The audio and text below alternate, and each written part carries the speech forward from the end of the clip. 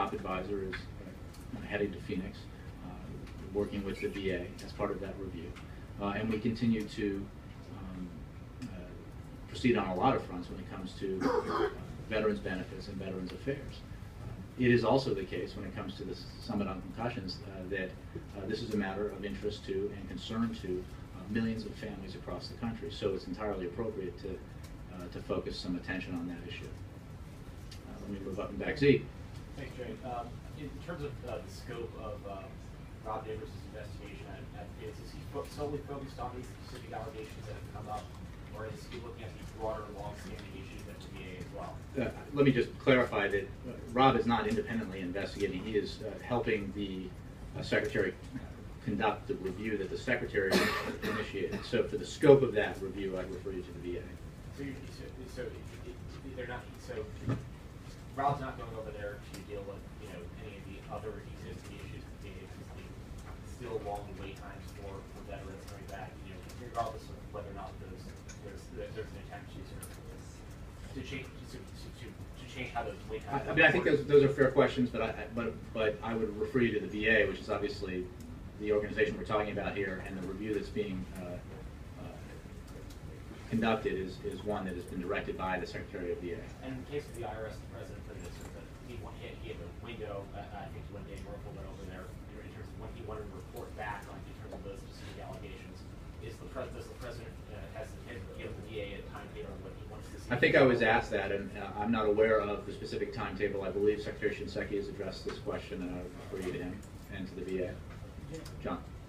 Jay, I don't know if you saw Politico story today about the midterm elections, quoting economist Democrats saying that the president had what they call electoral detachment. The president has set up no meetings with his political staff and just little beyond headlining events to activate big donors. There's no strategic direction. The story said it's in contrast to Bill Clinton, who's had meetings with the DSCC and the DCCC. So my question is, how engaged is the president in Democratic strategy? Look, the president is focused on what he can do to help Democrats in this midterm cycle. And there are three areas where he can help, and where he has been helping, and where I think Democrats would attest to the fact that he's been helping. And that's ensuring the campaigns and the committees have the financial resources they need. I think if you talk to Democrats, they will tell you that he has devoted a significant amount of time to that effort. He's leveraging his grassroots network, a network that made him the first person since President Eisenhower to get 51% of the vote twice, and all of the data and technology that comes with it available to 2014 candidates. And of course, he's focused on turnout. Midterms, as all you expert political reporters know, are about turnout, getting the base out. And no one is better at doing that than President Obama, at least in the Democratic Party, and so he'll be focused on that. Beyond that, what the president, and I think I would say any president would do in this situation, is help set the terms of the debate. And what you see the president doing, whether it's talking about the urgent need to invest in our infrastructure so that we can create jobs today and an economic foundation for the future, which is what he was focused on last week, to what he's focused on this week when it comes to attracting foreign investment into the United States, which helps create high-paying jobs here in the U.S. The president's focused on issues that matter to the American people, and where, unfortunately, often there is a stark contrast with the other party's economic agenda in particular. An agenda that, as we've seen from the budget that emerged yet again in the House, is focused on providing additional tax cuts to the wealthiest individuals and corporations that would hike taxes on middle-class families, strip away benefits, voucherize Medicare. I mean, an economic plan that is not just unpopular, but highly dubious as policy. And that's the kind of contrast that I think the president can point out when he's talking about the issues that matter most to the American people. So how intensely focused is he on the midterms? How much time is he going to be devoting to this? And this mentions supposedly meetings with political staff. I think the president, I don't have a detailed accounting at this time, the president is primarily focused on the issues and the opportunities related to advancing his agenda on behalf of expanding opportunity for the American people. He strongly believes that setting the terms of the debate on these issues and moving the ball forward down the field, if you will, when it comes to expanding opportunity is both good policy and good politics. And that is helpful for Democrats when Republicans choose to oppose some of these very initiatives that help expand the middle class, help grow the economy, reward hard work, and provide opportunity. Additionally, the president is doing the things that I talked about when it comes to making sure that candidates and committees have the financial resources that they need, and providing to them the pretty extraordinary grassroots network that the president amassed in his 2 campaigns. I think there's 2 quick ones. One, there's reporting today that the First Lady is bound to fight an effort by Republican Congress to roll back some of her healthy school lunch initiatives. How active do you expect the First Lady to be in fighting this legislation? Well, the First Lady has, from day one, made the health of our children a top priority. And that means keeping the pressure on to ensure that school nutrition standards, already implemented by 90% of our schools, stay intact. The First Lady and this administration believe that every decision we make should be guided by sound science and hard evidence, not politics or special interests, particularly when it comes to the health of our children. So these issues around the health of our children, nutrition issues, have obviously been a top priority for the First Lady since she came, and she'll continue to work very hard on those and make clear where our priorities should be, which is on our kids' health and not on politics. And then last, a bit of housekeeping. The president last year was to give back 10% of his, 5% of his salary to express some solidarity with those that paid back since sequestered. Has he returned that money to the Treasury yet?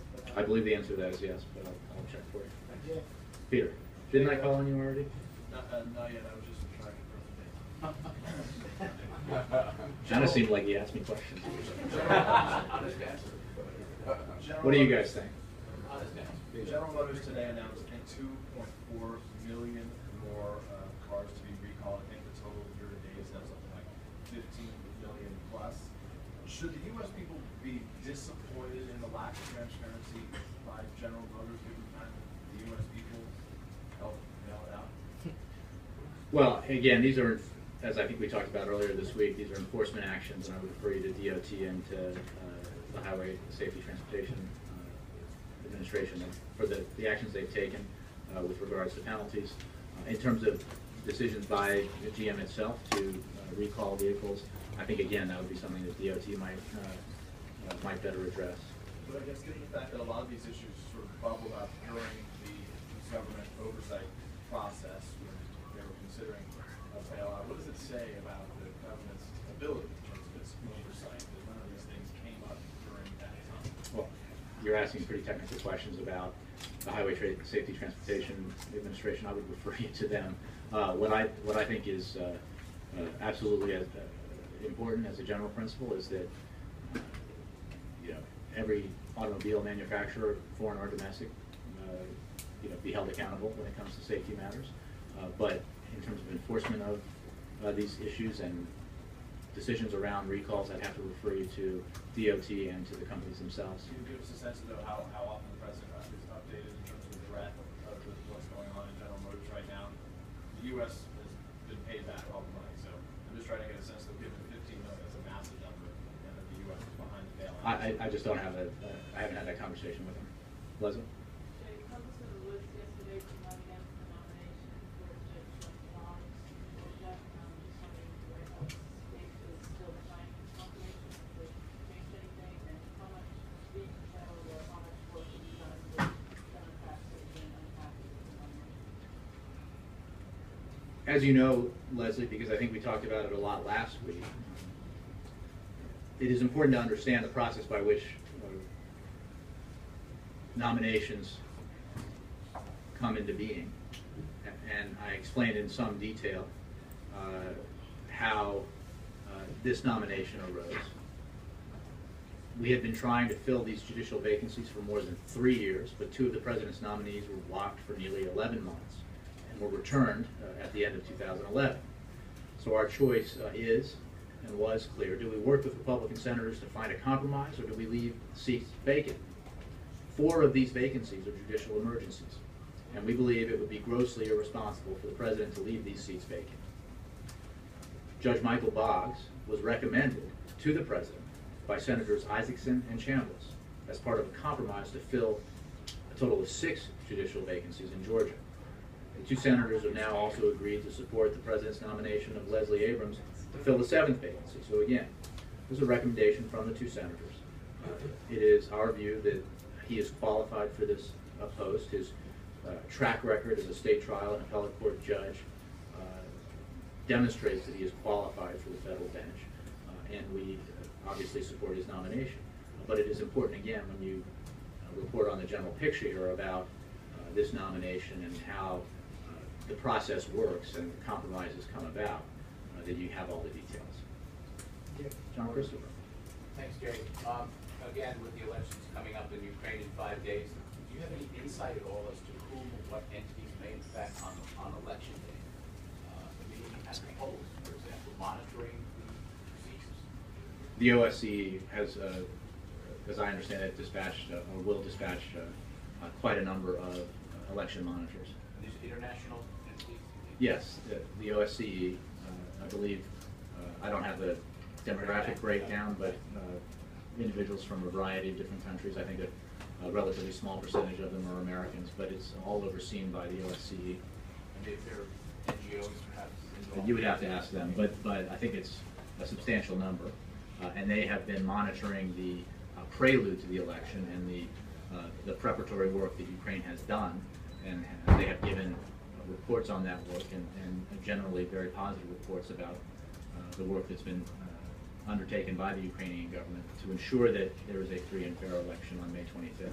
And they have also reported back, as I think one of your colleagues mentioned earlier, on problems in places like Donetsk and Luhansk and the impact that separatists have had under the influence of, and unfortunately with the support of Russia.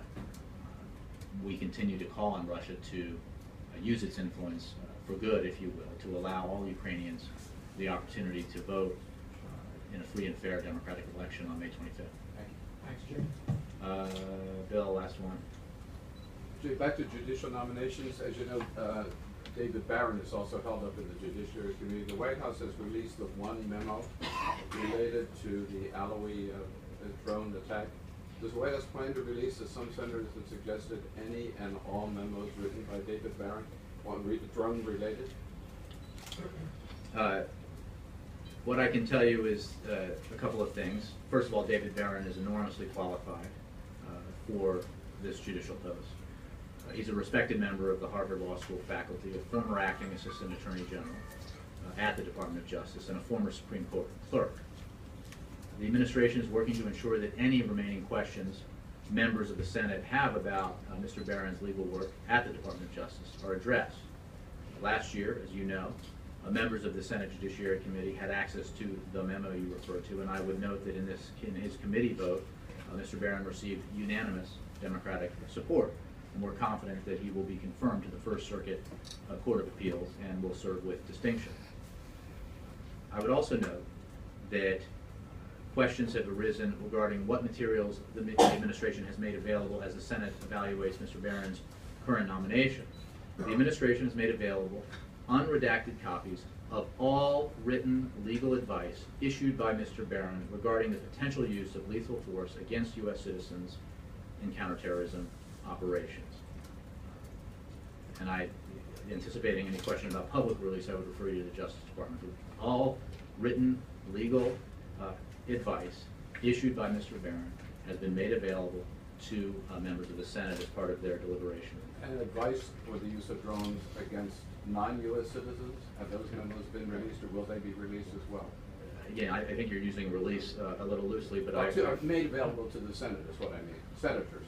What I can tell you is that all written legal advice issued by Mr. Barron on the issue of potential use of lethal force against U.S. citizens in CT operations has been made available. For more information, I'd refer you to the Department of Justice. And on the public release, as I'd refer you to the Department of Justice. You know, there was obviously a Second Circuit opinion, and Justice is evaluating that opinion. Thanks, everybody.